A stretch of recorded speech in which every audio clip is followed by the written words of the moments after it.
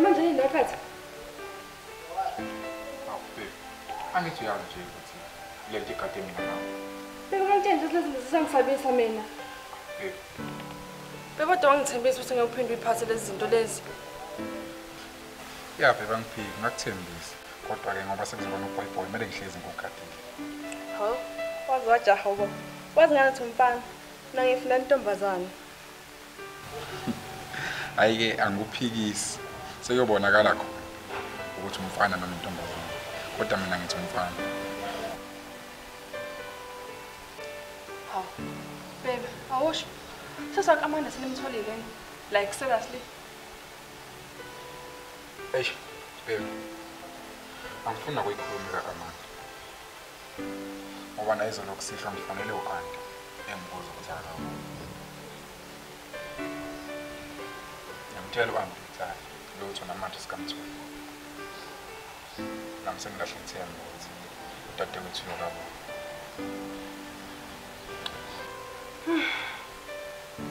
Sengathi ngingamthola bakithi. Esaphila futhi.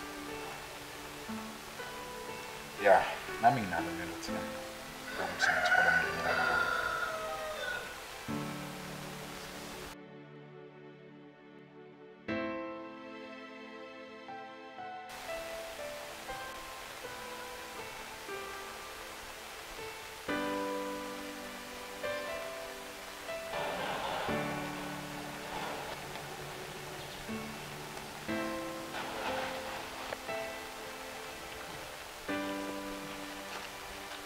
Olani. Honeymoon. Yazi ngiyafisa mfana ukufana njengawe. Awubheke ukuthi uphethe umuntu omhle kanjani.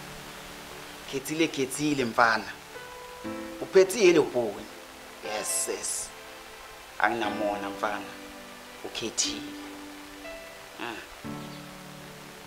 Kodwa akasikho lapha. Awusho Xolani. Wamshonisaphi siphelele? Wapi la siyazi ukuthi umuntu yakhe yagcina lapha kimi. Okay, yazi nokungcono. Cela nimdedela hambe bese sale siyakhuluma mina nani.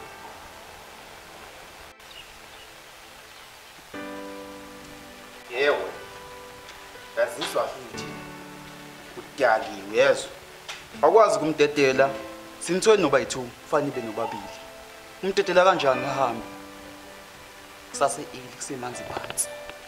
Engathi usihambele phambili ke weXolani. Waye umdedela ngoba naye siyamdinga. Ayibo. Xolani. Kwenzakalani? Ngena kule ndaba enzeni?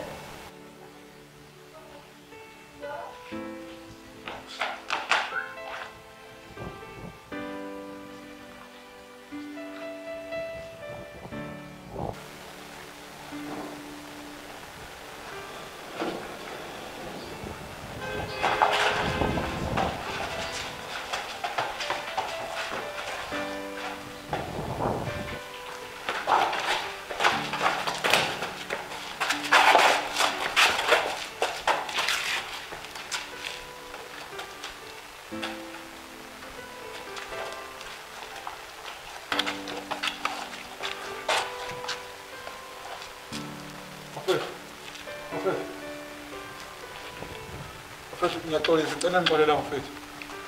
Ngicela udedela mama ngane yamahambo mfethu. Ngicela.